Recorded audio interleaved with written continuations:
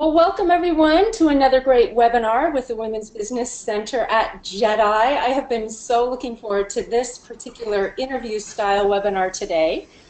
We're talking about the new way of marketing and a different way to build your business. And we're going to get pretty expansive today, be ready to evolve, but so many of us just know intuitively that the old tactics of fear and manipulation and speaking to people's pain really don't feel right. And I know a lot of you, because I've worked with many of you at the Women's Business Center, you just really want to be your authentic self as you grow your business. And I think that's why you're here today. I'm super pleased to be sharing some of my online mentors and heroines with you today. So I'll introduce our presenters in a moment, but first just a little logistics. You all have a mini control panel, and the orange arrow is how you minimize it or expand it. We will be doing polls today. We will also be very interested in your questions. So if you have any questions, you see a little question box, please type your questions in and I'll make sure that our presenters have a chance at the end of the webinar to answer. So get ready to grow, and I hope that you do apply this to your business. The webinar is brought to you by the Women's Business Center at Jedi, and we like to say we are where potential becomes prosperity. I think that's pretty good copy. I'm going to ask the guests in a minute if they like that. You can evaluate us. But we love working with people here in Northern California and assisting you in truly taking this potential, this dream, and then getting our hands dirty with you, rolling up our sleeves and helping you grow that into an actual viable business. So we have training classes and workshops, both live and online. And then we do have the private business and financial consultations. We can help you with your taxes, your business planning, access to capital loan applications, and even advanced business development for those of you who are growing and have employees and would like some assistance with that. I like to acknowledge that we are funded in part by the Small Business Administration, so thank you to our government for believing in micro enterprise. And it's because of those funds and other fundraising efforts that we do that we're able to offer these free webinars and counseling and really low-cost services to you. So on with the show. So today we have Stella Orange, Rebecca Liston, and Sarah Dew. Now, these women individually are powerhouses. Stella Orange is a copywriting specialist who is so creative, outside of the box, and incredible in her generosity and her support of helping people find their voice when creating marketing materials. And Rebecca Liston is I think you're just an intuitive business consultant that helps people break free of some of their limiting beliefs, but has a really strong head on her shoulders. I'm so excited to be newly introduced to you, Rebecca. And Sarah Dew is a strategist. She understands partnerships, affiliates, promotions, and also another brilliant individual. But what I love about these women is while they're each quite strong in their own right and have done very well online coaching, consulting, and training people who do have small businesses, they've come together. And through the power of collaboration, they've started the Beaver Business School Business Club. And they're here today to share with us what is new marketing, how can we feel more comfortable selling, and how can we come from a place of contribution and not fear? So I want to welcome you all. Thanks for being on the webinar with me today. Thanks for having us, Joy. All right. Well, I'm gonna open it up to video view so we can be in a little gallery here. So, you know, I've been a little bit familiar from you, Stella, mostly about this idea of new marketing and really coming from a place of wanting to speak to the power in our potential clients. But there's so much more to it. So maybe you can start by defining what is new marketing. Yeah, absolutely. Thank you. So as Joy mentioned, everyone, I got my start 8 years ago now as an online copywriter. And so people would hire me, businesses would hire me to write marketing campaigns. And one of the things I noticed early on was that the way marketing gets written or taught is that you must touch the pain or find the problem in someone's life, and that's what your marketing needs to be about. And that sounded really weird to me, to not pull punches. Like, that sounded like weird, odd advice, because never in our regular lives do we seek to connect with other human beings based on their pain or what's wrong with them. That just felt kind of odd to me. So basically, I figured out that, like, the new marketing is this idea that we actually speak to the power, the resilience, the competence, the ways in which our customers and clients are already winning.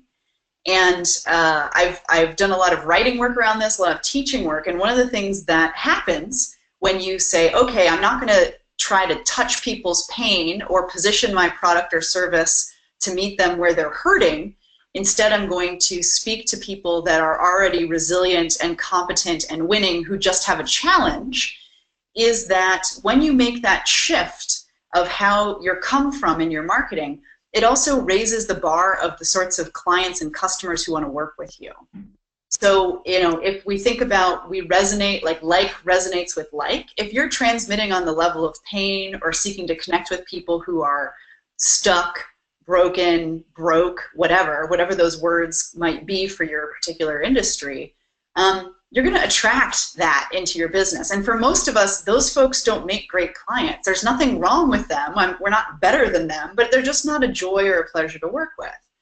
But when you already speak to people's better angels and acknowledge that they're powerful, resourceful, they can do it, they just might need a little help, you start getting and attracting a clientele that actually thinks of themselves like that, one, or who wants to think of themselves like that, so they find you quite magnetic and attractive. So that was really the kernel of, like, from a language perspective, how I think about the new marketing. And then once you take that as your starting point in marketing, then you have to look at the practice of marketing. And are you someone who knowingly manipulates other people using psychological triggers, which get taught all the time in the marketing world? All the time in the sales training?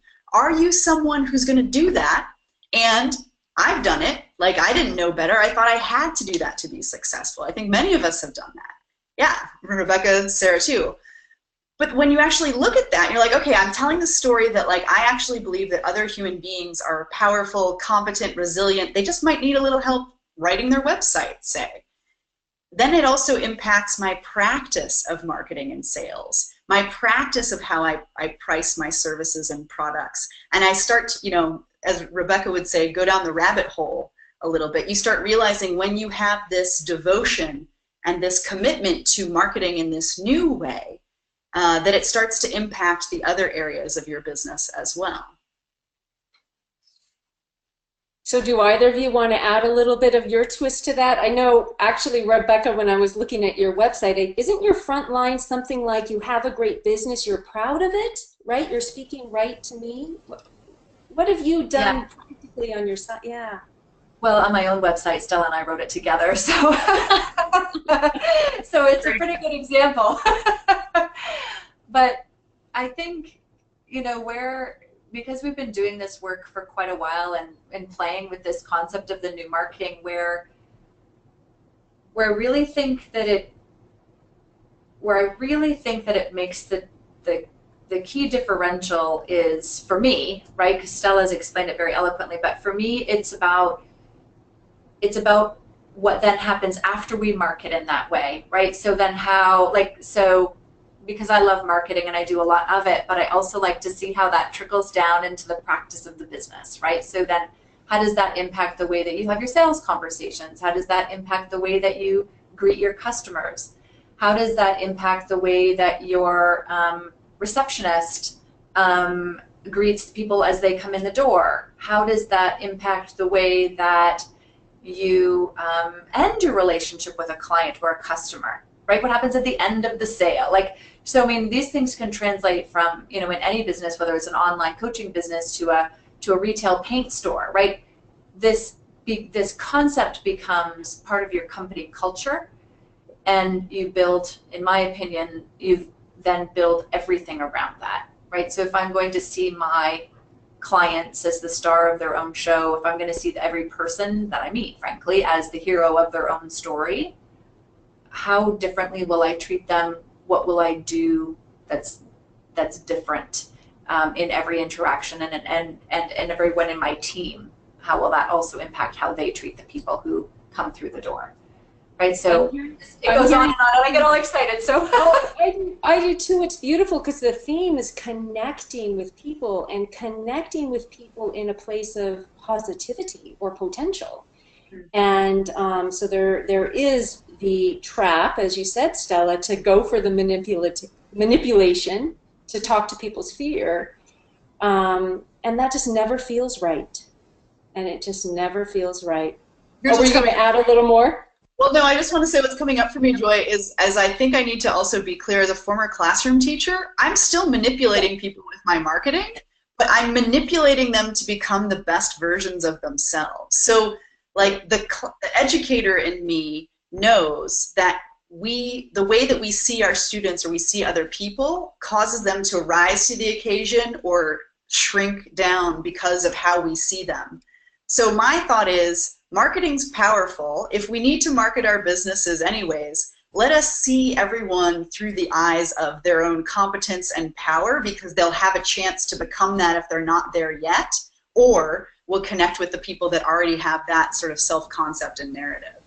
You know, I like to think of chiropractors, they're the ultimate manipulators, right? Gardeners manipulate the soil, right? And all for the good of that which in front of them. So, Sarah, we haven't heard from you. What's your take on new marketing? What is that to you? Yeah, I was just listening. They've all said it quite well. And the part that sticks out for me is also sort of how Rebecca was talking about it. It's interesting to me how once you change how you're connecting with your potential clients, again, it changes everything. And the part that always came to me as like such a big change when I made that shift was I felt like there was a lot of pressure taken off of me as the business owner to be in sort of like control, right? Because if I'm saying I am, hey, you have all of these problems, I'm going to fix them, it puts it all on me to be like, independent of their behaviors, I have to fix it. It puts me kind of at the top, which it felt like pressure to me. So when we shifted it, and they are like, equal participants in this, they're highly functioning, great people, and we're just working on something together that I happen to know a little bit more about, but they're equal partners in it, it completely shifted that conversation with us. It shifted the dynamic, and I felt that I was able to serve on a much higher level. They were able to receive on a much higher level, so the outcomes were even better.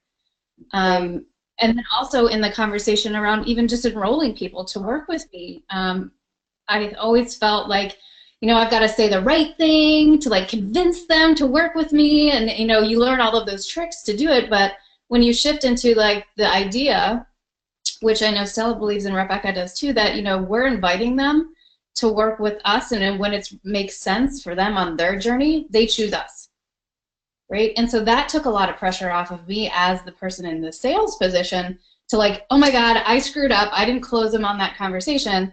Oh, no, I'm just there, and when they're ready, they pick us. So it just shifted the dynamic a lot and made it just feel so much better, if that makes sense. And the quality of clients has improved. I'm able to serve at a higher level. It's just better for everyone. Yeah, it really does bring out the best, doesn't it? Mm-hmm. I thought it'd be helpful, because I want to make this really practical for our audience, for the people live and the people listening, to do a quick poll and to ask people what their marketing goals are. So I'm going to go ahead and launch the poll and invite everyone who's listening in. What are some of your marketing goals? Now, you can vote for more than one of these. I'm not seeing anyone actually share. Okay, people are voting. We're getting a few people in there. So are you wanting to improve your website and SEO? Do you want to be more active in social media? Do you want to build repeat customers and referrals from word of mouth? Are you thinking that a marketing goal is partnerships? Do you want to do more speaking or events and shows? And it looks like we've got, okay, we're getting about 75% voting. Okay, we're over 80, so I'm going to close the poll and share the results. So the big winner was to be more active and engaging in social media, followed by building repeat customers and word of mouth, which would include referrals. Those were the big ones, a little bit on website, partnerships, and speaking. So how does new marketing apply to social media? Let's start there. Or even website copy, you know, how do we change the way we interact with people on social media? Yeah, so that's a kind of a hard question. So and I'll just start, and I'm sure they will have other things to say as well. But so it's hard to kind of just answer that question, because social media, actually, the way each business does it is quite different, and for different reasons. So to say, oh, everyone should be doing social media in this way, how the new marketing, like, there is no way other than being authentically you and communicating directly with your, you know, articulately and well, so that your potential clients can hear you. But it's really hard to answer that question unless, you know, because every business is quite different, and it's really about figuring out how does that business need to be marketing effectively, and does social media actually make sense for them? Which I know is a crazy thing to say. I say it all the time. What did you say? No, I said it. Don't do it because everyone's doing it. Go ahead. I said it. I put it out there. Stella, you were going to say more. I was saying, Joy's saying the same thing. So I again, got to amplify Sarah's, there's no one way to build a business. And I think that's a very beaver thing that we find ourselves saying. We use the animal of the beaver as shorthand for the new marketing. Also, it's just a funny animal. Like, they're builders, they're master builders, they're engineers, and it just makes us giggle because the beaver puns are legion. But I think for me, one of the things that I've seen is looking at what you're attempting to build, or what your vision is to build in your business, and saying, does social media make sense here? Mm-hmm. And I know that for not everyone enjoys social media. And we've got a lot of clients that have come to work with us that have all of the social media channels. They don't even understand how half of them work, and they're putting a tremendous amount of pressure on themselves to, quote unquote, be more active and engaged on social media, but there's not a lot of rhyme or reason to it. And so part of what you need to do is just stop and assess and make sure you're building your business from a strong vision of what you want to create. Something else that we see a whole bunch that I feel that we do a great service in helping people unravel is, like, what is your end goal in business? Do you want to build, you know, many of us, the three of us, came through in the online space where the standard mode of what success looks like is a 6-figure business or $1 million business. And for many of us, that's actually, you know, we may very well build, you know, I had a multi-6-figure business, but I do that to say that to brag, because that's not easy. And what I wanted was more time and more space. And so you really need to look at whose vision of success are you pursuing, and are your actions lining up with that? So to bring it back to the social media, like, if you're running an offline business or even an online business, maybe you don't need social media. If you're courting executives, C-level executives, they're not on Facebook. Like, they're not on Twitter. Like, you would really need to be very clear about who your ideal clients are to make sure. And each of the social media platforms have their own personalities. So are your people more Instagram people? Are they more, you know, I don't even know, Pinterest people? And so part of what the new marketing is realizing there's no magic bullet. You really have to come up with your vision, get clear, get in touch with who you want to speak to, and then cut away anything that you're doing that's in excess, so that you just need to focus on what is enough to move the needle in terms of client acquisition and client happiness for the long haul. I love that, and I just want to let people know on our YouTube channel we have a really good social media webinar recording where we talk about who's hanging out on the different platforms. And then as you get to know your avatar, your ideal customer, then, you know, maybe you engage in one or two. But Stella, what I also heard you say is, do you like social media? Because what I'm hearing in this theme of new marketing is we're looking for clients that we're going to enjoy. We want to do what we want to do, and the goal isn't about money. It's really about a lifestyle in our business in many ways. And Rebecca, what about you? Anything you want to add? Just really on the social media front, you're absolutely right, and it's so fascinating that your name is Joy, because I'm about to repeat what you said about Joy. It's about finding the customers that you enjoy working with and finding them in ways that you enjoy. So if you don't enjoy being on social media, is that really your best platform? Because if you're on there and you're grouchy the whole time and you're just like plugging away because you were told you had to, like, where's the joy? If there is no joy in building your business, I don't actually see the point. Like, I don't see the point in having a business if it's not going to be joyful in creating it, because life is short, right? We are not here forever. Well, we are, but you know what I mean. Like, not like I got myself into an existential crisis there. So, life can be seen as being short. Our time here is precious. How about I put it that way? So why waste a second doing something that's not joyful? So if building your business is not joyful, then get a job. Like, do something else that brings you joy. Like, don't spend time. It's not worth it. And I don't think the returns have the value that they will have when the thing that you're doing brings you joy to get that, right? So when we're spending with joy, we get returns that come with joy. That's kind of how I see it. Well, and do you feel that your potential clients, they're deciding if they want to eat dinner at your restaurant or hire you to paint their house? Do you feel like they can tell if you enjoy your work and they make choices around that? I do.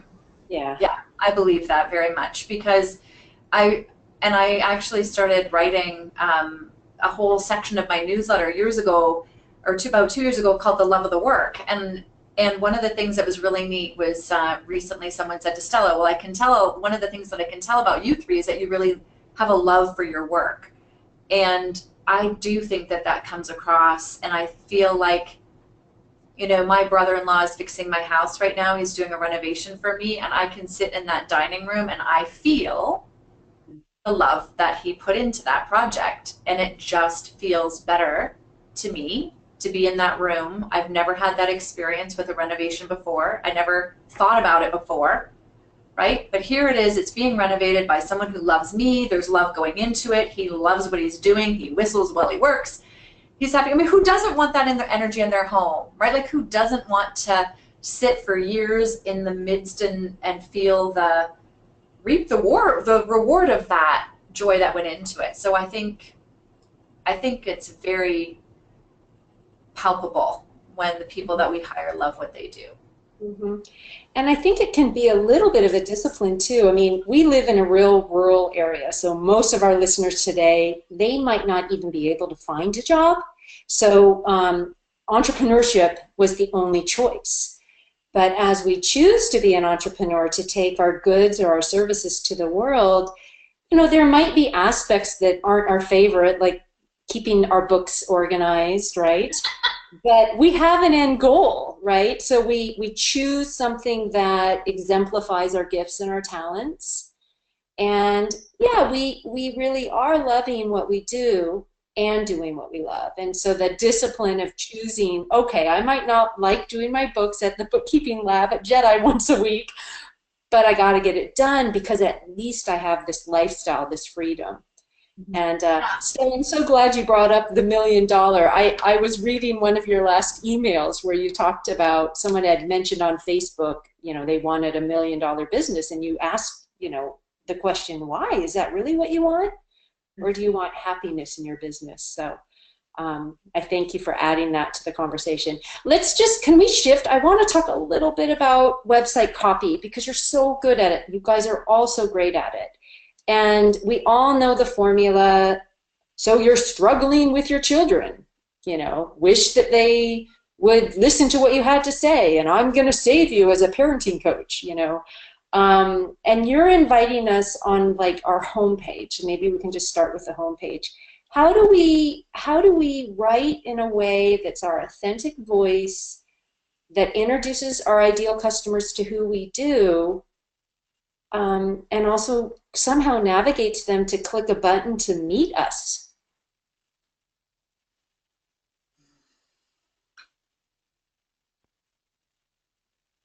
I'm just waiting for Stella.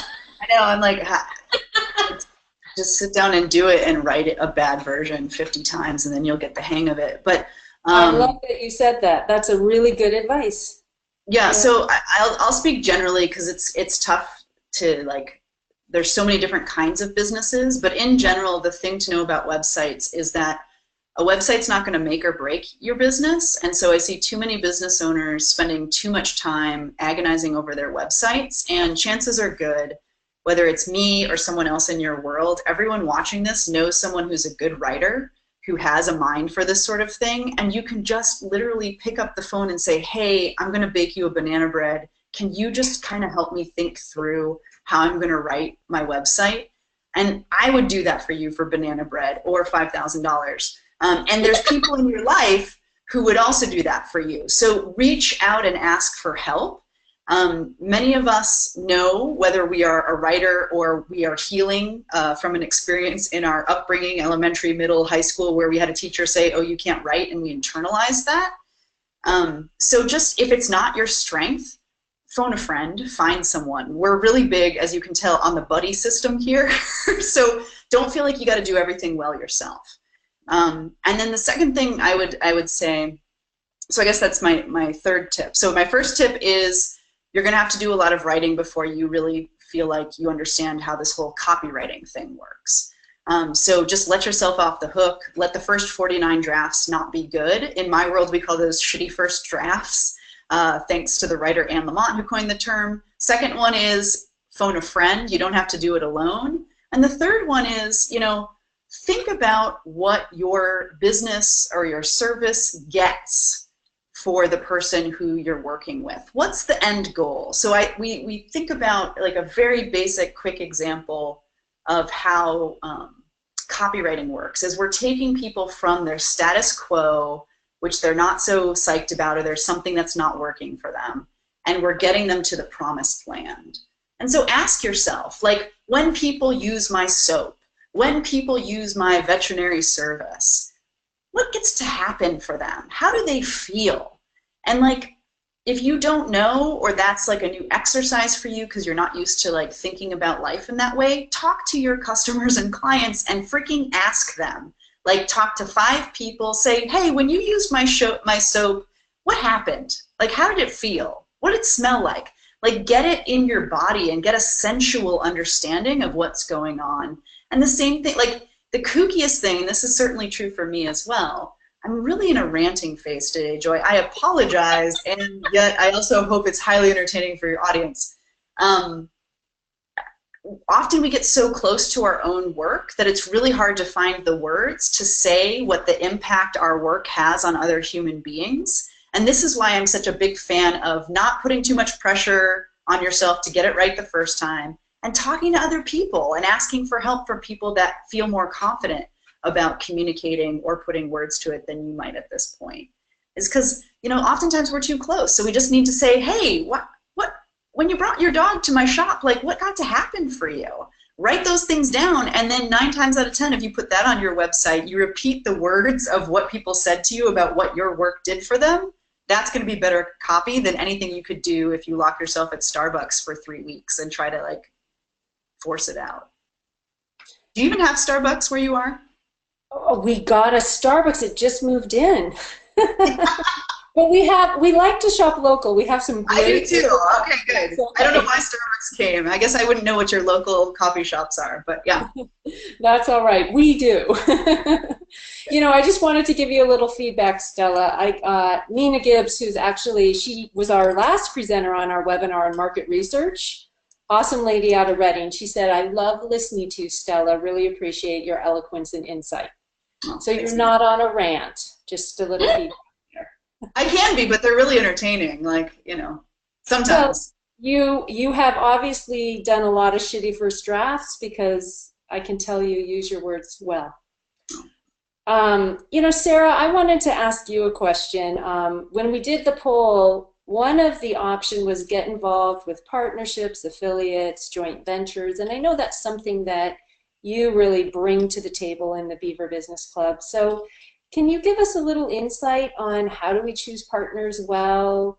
What are the options? I mean, there might be some people that don't know how to build promoters or what affiliates are. So give us a little 101 on the power of partnership in marketing our business. Yeah, so I'll just focus on partnership because that's really what all of those things kind of fit under that umbrella. We actually, partnership is a word, but the word that we use around here is allies a lot. And so it's about finding who your allies are in business. And what an ally is basically someone who, serves your market possibly, but in a slightly different way, or is also a business owner who kind of circulates in the same world that you do.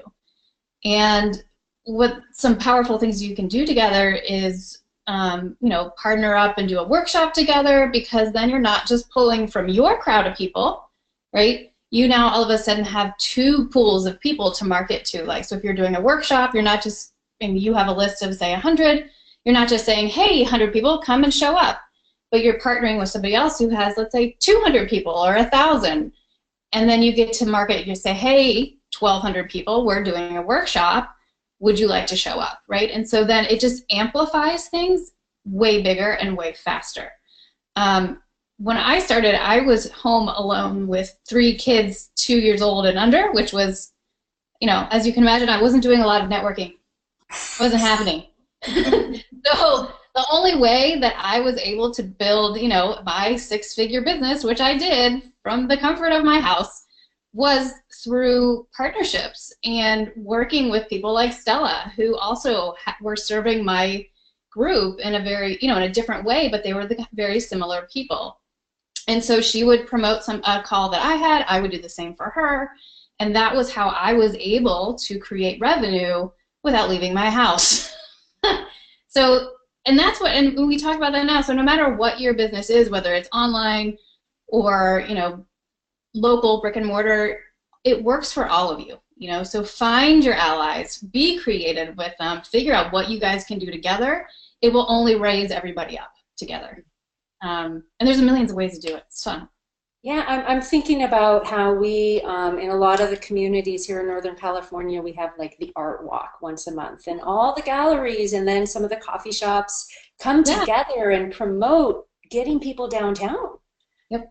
So that could be a good example. Mm-hmm. So yeah, thank you. I mean, it's new for some people to think about collaborating.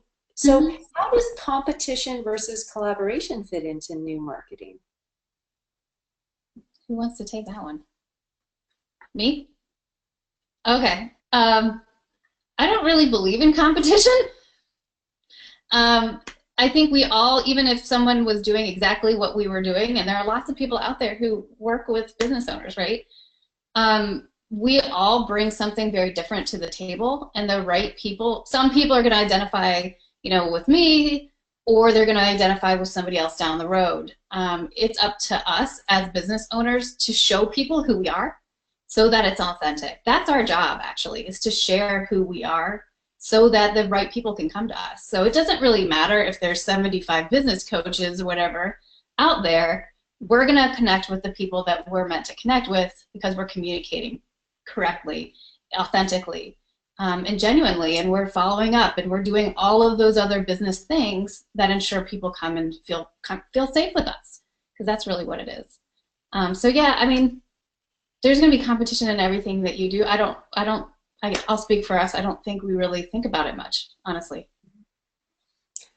We teach an online course at Jedi called It's Your Business that I teach, and we get to that section on study your competitors, and we've really turned it into who are your collaborators? And we see now that there are towns that they're flooded with microbreweries. Well, guess what? They're the tourist stop for microbreweries. In Mount Shasta, we have a lot of crystal shops and a lot of healers, and people come here, or they come for the recreation. We have a lot of people in that industry. It's kind of like an auto mall or a food court. But I appreciate how you describe that, and I know you can talk a long time about affiliates and things. We'll save that for maybe another time. Because one of the things we promised in this webinar was you guys also used the term financial maturity. So what the heck is that, and how does it apply for us small business owners? Oh, me too. Okay, good. I get to chat a lot today. You guys are good at eye contact. Sometimes we figure out this one when we want to talk, but if we want to pass to the other one, we can kind of point. But the hard part is you don't really know where they actually are on the. You actually look right at my box on my screen, so that worked. Okay. Yes, and it's also hard to, like, because we all talk together. Sometimes it's hard to not want to interrupt the other one, so we have to pause and wait to see who's good. Anyway, we digress. Okay, I guess you're nominated. Financial maturity. All right. So where to start? So financial maturity really encompasses all parts of your business, right? Because in business, there's a lot of money exchanging, right? You're making decisions about money based on investing in, paying for team, investing in maybe marketing. We're also, having conversations with clients about receiving money. And so there's a lot of conversation that goes on in businesses around money. One of the things that I see a lot, and it's kind of hard to decide where to start. Do we talk about, the sales conversation, financial maturity, or do we talk about making decisions in your business that are from a financially mature place? And I think the place that the three of us see it a lot is when people are choosing to work with us. One of the things that we started doing is having very upfront and honest conversations with our clients about investing with us. Because we want to make sure that we're helping them think through, like, of course we want to work with them and of course we want to help them, but does it actually make sense for them as business owners to invest X amount of money to work with us at that point in their business? Because a lot of times what we'll get is folks who are like, this isn't working, my business is kind of a mess, please help. And they'll pay. They're like, if I pay for it, I will fix my business and it will work. And so some of the things that we do is say, like, hey, you know what, let's talk about that. How much do you have? Does this financially make sense to pay us every month? Are you going to get a return on investment? What does that look like? So that they can make decisions from a really solid place, so that when we are working with them, 3-6 months down the road, the fear around money that sometimes can come up doesn't happen, and we can continue having a really great relationship with them and serve them at a higher level. So it takes that kind of, what's the word I'm looking for, like the angst around money out of it, making sure that we walk them through very carefully, hey, does this make sense for you? So we help them that, and then there's financial maturity about, for us, when we're deciding, hey, do we want to have an event? Does this make sense? Do we have the funds? Is it gonna, are we gonna have a return on investment? What's that look like? So that we're not just saying, hey, this new marketing thing is someone told us we should have an event and just throw one out there without looking and saying, okay, this is how much it's gonna cost. Here's the time it's gonna cost. So making really smart decisions and taking the time to do that. I see a lot of people rush through it and sort of make knee-jerk reactions, like throwing money at things. I also see people not investing in their business when sometimes it is hard to kind of take a risk on yourself, but also not doing it can be a challenge too. And so how do you find that balance?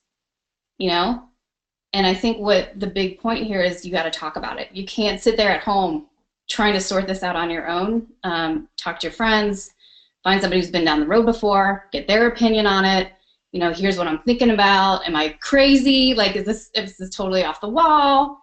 Entrepreneurs tend to make crazy decisions sometimes. That's why we are who we are. So there is that.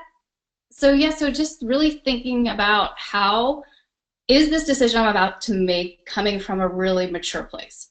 Am I making it out of fear? Am I making this decision out of scarcity or lack?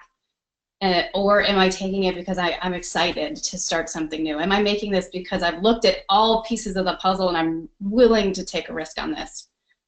That's really what it is to me, especially when talking with clients. I'm sure Stella and Rebecca have something else to add.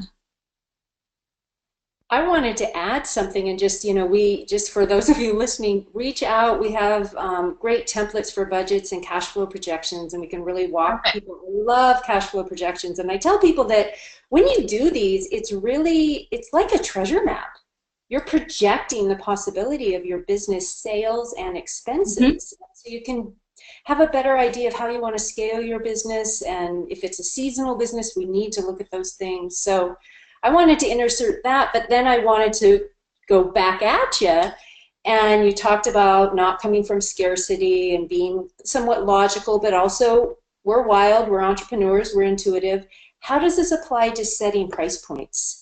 And I'm thinking of, like, I know some of the people who are logged in and registered, so like a boutique beverage business or someone who has an herbal line. How do we, as these small business owners who are small scale, how do we set a price point and make ourselves unique when the competition is charging less because they're doing bulk?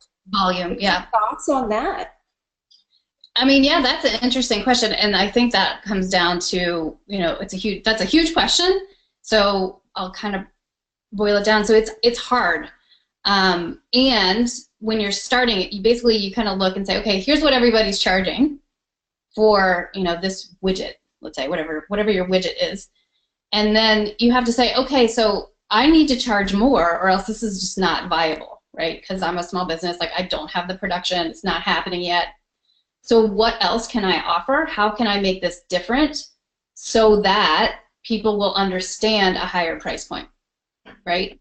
So that's where you can start to get creative. What else could you offer with it? Do they get other things? Does it do other special things? And getting really clear on what is different about yours that maybe this one doesn't have, and setting yourself apart from them. Not in a they suck way, but in the, hey, here's how we're better, or here's how we're different. Does that make sense? Yeah, I like it. Handcrafted is a good word. Local is good too. Yeah, exactly. Because I know a lot of us, like, we love local and handcrafted. I'll pay more for that. I don't think twice about it. Mm-hmm. I think it really is about finding out how you can excel, right? If it can't be that you offer the best price in town, like exactly what Sarah said, how can you excel, right? Right. You might not excel in the pricing game. Can you excel in the service game? Can you excel in you send everybody who ever bought a cup of coffee from you a birthday card way? Like, what else can you do to set yourself apart, like Sarah says? So I always think about it as how can I excel? I really like that word for thinking about that type of thing. Rebecca, thanks for saying the excelling word, and you brought up the last question I want to ask you guys before I open it up to the group, and it's how do we build those relationships with our customers so that they keep coming back or they encourage their friends, family, network to come to us? Are there any, besides offering a great product and service, can you recommend anything else that we can do? So again, as with everything, I think it varies depending on the type of business. And I think this is the place where we as business owners have a wonderful opportunity to inject our personality and our company's core values into the way that we work with and serve our customers to build those referral relationships so that we know that they are talking about us and saying wonderful things and helping to spread the word about the work that we do or the product that we offer. And so I think, and I this might be sound a little crazy, but so one of my longtime clients, they run a retail store, and the owner of the store he's well known for being a little bit quirky and having like kind of this really unusual, goofy sense of humor, right? So when we were looking at like how do we show customer appreciation, well, we're not going to have a Christmas party at the store where they serve cider and ginger cookies, right? Like, because that doesn't match like who he is. So instead we get the karaoke machine, and they do like all day friggin' karaoke, like to celebrate before Christmas, because he loves karaoke. Everybody knows he loves karaoke. He's kind of a nut job, like in a fun, goofy way. And people like flocked to the store you know, just to go sing karaoke with Joe, because this is a thing. And now it's become a tradition. So this like whole small town too, by the way, the whole town like wants to know like when's Christmas karaoke, and they do Christmas carols and they sing like Elvis Christmas songs and like whatever, because that fits his personality. It does, you know what I mean? I do. I love it. You're really giving us all permission to be outrageous and Yes, unique in ourselves, and exactly let you that, are. yeah, let that be a part of our business. We don't have to hide who we are or be cookie cutter, or like you said in your copy for this webinar, like release and let go of what the experts told you you had to do. Yeah. And you might be, just to say, you might also be the tea and ginger cookie type of person. Right. So this is not a judgment. It's just, if you're the tea and ginger cookie person, don't freaking rent a karaoke machine and have a karaoke Christmas party. That would be ridiculous, right? Instead, have tea, right? Oh my And gosh, can I plug our Christmas party on December 14th? We're having a grazing bar. One of our clients, and a ton of clients are going to be sharing their goods. I love that idea. What a great idea. A local musician. Stella, did you add anything to this conversation of repeat customers? And No, I just want to come to your Christmas party. oh, well, fly on over. Okay, I have some comments and questions that came through. Are you guys ready for a few? And those of you listening in, please type, because I've got a couple. So someone asked, now that websites are viewed by mobile phones, should the text be shortened? Word length advice. Great. Yeah, great question, Raven. So number one is make sure that your web developer is designing with the idea that your website will be viewed on multiple devices, including mobile responsive design. That's really important. And we've seen too many people not have designers or know to ask their designer when they're thinking of redoing or building a website. Ask them, will this be also mobily responsive design? So that's that. The other thing we're seeing is more of a broad trend, Raven, which is, yeah, in general, what's happening is that fewer words are better at this point, and we're at the point now as well that we're advising people. You know, I used to, and I said that I wrote, you know, websites for $5,000 or banana bread. Both remain true, but I'm actually going to retire that. I used to write 5 pages of a website for people. An about page, how to work with me page, a contact me page, I'm even forgetting them now, but about page maybe. And like any conversation or any topic, the conversation has evolved. So we don't need that much writing on a website anymore, most of us. So what we're advising is just get what we're calling a one-page website, where you basically put who you are, like how you help your clients, how they can work with you, and a couple other things. It's not like a cookie cutter thing, but there's like typically about 5 sections on that front page, and that's it. There's no interior pages. Most businesses don't need that anymore. And there's, you know, some history and reasons why that's the case. We'll leave it there. So I don't have a lot of word length advice for you, Raven. I would just say, right now, the way that I'm writing websites is I do a big image at the top.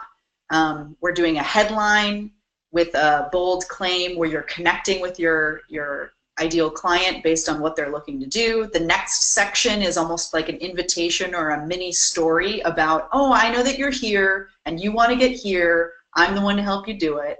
And then, you know, you could say, like, these are the different ways I work, or these are our different products, and then invite them to stay connected with you via social media or your newsletter. And I'm doing this quick, but that's pretty much the gist of it. And you don't need a lot of words to get that done, but you probably do need a bunch of rewrites, or that friend that we talked about who knows how to do this stuff. Just because it's easier to talk these ideas out. It's actually easier, I find, to write a lot of words than it is to find a few of the right ones. So that's where you'll probably spend your time if you're winnowing down your website, is in the editing. So Stella, a little add-on, someone asked if you're doing SEO, are you better off with multiple pages or linking? Do you have any tips on SEO and websites? I do not. I am not an SEO copywriter. SEO is search engine optimization, for those of you that don't know. It's basically how Google categorizes things. It is a specialization, and it is important for some businesses. Some businesses I know that, like, absolutely, people find them by entering in a search phrase or keywords in Google, and then their website pops up. I don't do that work because it doesn't make my heart sing, so I'd be out of integrity if I do that. SEO rules change all the time, so you need to hire someone who specializes in that. And first, check yourself to make sure that your business model actually needs search engine traffic. Because, for example, I don't care if my website or our website is optimized for SEO, because all of our clients find us through word of mouth. So it doesn't, no one is going to find the beaver. No one is shopping, and if they are, we probably don't want to work with them anyways. Like, where can I find the beavers to help me build our business? Like, that doesn't make sense. So make sure it works for you. This is a beaver joke. Make sure it works for your business, and then from there, really vet the people that you're hiring to build your website, and get them to be very clear with you about how much is it going to cost to maintain SEO, because that's the rub. And then lastly, this is not my area of expertise, but I've sat in a lot of meetings where people talk about this stuff. WordPress and some of the other widely available, very inexpensive website platforms have very good or pretty good sort of free or nearly free SEO features that the right coder or web developer can set up for you, and it will cost you a lot less money than it would to engage a high-level SEO specialist. So hopefully that helps a little bit. Sarah?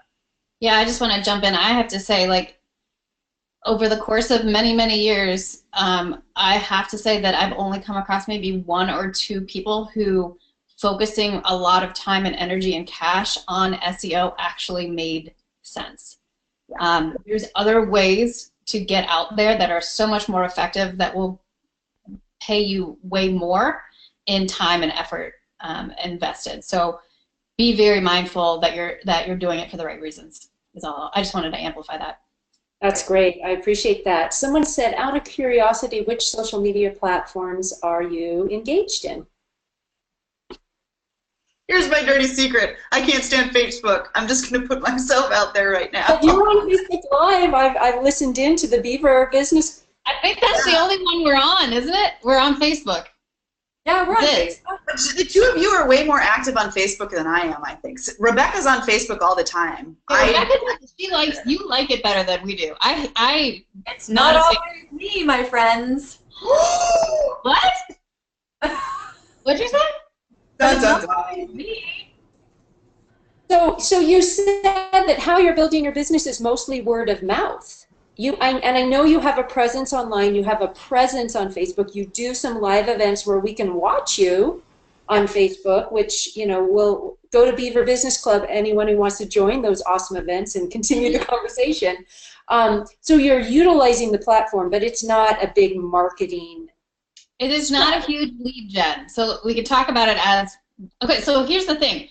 Being on social media, the point to be there is for lead gen, right? Or it can be to bolster and nurture the people who have found their way to you already by word of mouth. So we don't use it as a big lead gen. We do it so that the people who have found their way to us from usually word of mouth, you know, we get up and do talks like this, all of those kind of things, so that we can continue to foster that relationship, right? So it's different. If we were using Facebook for lead gen, the way we showed up on Facebook would be quite different. Does that make sense? Yeah. It sounds like something a strategist would say. It does, doesn't it? Yeah. Doesn't it? Like, you got to kind of think about where you're going before you decide how you're going to get there. Yeah. And it's And the what same kind of a journey yeah. you want to take along the way. Yeah. Yeah. So, like, if you want so we're talking about SEO, and I'm going to geek out for a minute, and then I'll give it back to you. But, like, if you want to do SEO, is it because you want to rank at the top so that people will click and buy from you? Right? Is that why you're doing it? If that, just do an ad. Save, you know, just do that. But I will tell you, it will cost you less money and less energy to go out and get in front of people than that activity will.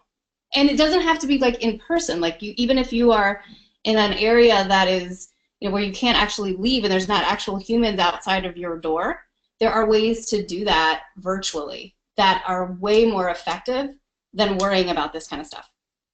So, All right. I'll get off my soapbox now. Okay. I'll tell you what, because of time, I'm gonna wrap us up, but just hold tight because you each have a closing statement. So be thinking about that. I hope we did cover what we wanted to. So we want to spread the word about your work without negatively manipulating people. What do we do first? It sounds like there's some forethought involved in that, and we want to evaluate our values and our goals and really what the end goal is. And we want to build our business in a different way, and what I heard you all say is that different way is unique to you. It's no one else's way. So let yourself shine and excel in your outrageous self. To learn more about these ladies and some of their other free events and their services, you can go to the Business Club. You know, you guys have a great website. This is one of the things I just clipped off, and it's a little bit about the old way and the Beaver way. And I think we discussed a bit of this today, but I like some of these comments and doing business where everyone pools their wisdom and conversation. It's about relationships. It's about what would be fun for you. And marketing is not a formula. It's being in relationship.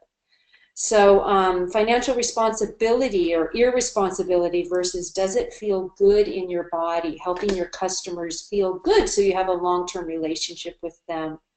Follow what's yours to do. So lots of really great points here. This is a poster, or gosh, you guys, this could be a mug. I don't know. You could merchandise this right here if you haven't yet. So we did have a few times for questions. There was one other question that came in. Someone asked, what's the name of the YouTube video that speaks to who is on what social media platform? So if you go to e-jedi.org, up at the top we have a link to our YouTube channel, and our webinars, and we've been doing these for a few years now, are all on that channel, and you can just take a look at that channel. You'll find the social media for small business overview webinar. It's really helpful to help you decide if you want social media, how you can utilize it in your business, and which platforms. So ladies, would each of you like to share a little closing remark for Northern California entrepreneurs? I just want to say y'all got this. You know more than you think you do, and you're in really great hands with Joy and the Women's Business Center. I just in spending the hour with you, the number of resources that you've mentioned, I'm like, ooh, I wish that I lived closer. In all seriousness, it's the community and people like Joy who are raising their hands and saying, hey, we can help you. Just go check it out. It's these relationships and these community centers and these conversations like the one we've just had today where you're going to get your own insights about where you need to go next with your business. You're also going to find your own solutions to whatever bedevils you at this point. So please go check out the Women's Business Center, go talk to Joy, and just tell her, share what's on your mind and what's on your heart, because they're there. Like, they can help you. And I'm envious, Joy, of what you've put together and what you're holding for this group of people. It's really cool. Thank you. I'm so honored, Stella. You've been, I've brought you up in my It's Your Business class for the last, I think, 3 years now, when we get into developing websites. So I think a lot of people have utilized your services through us, and really honored. I'm just so grateful for the uniqueness and your boldness. So, and congratulations on all the great changes in your life, in your career, including these two. I know, right? Pretty great. Okay, Sarah, what about you?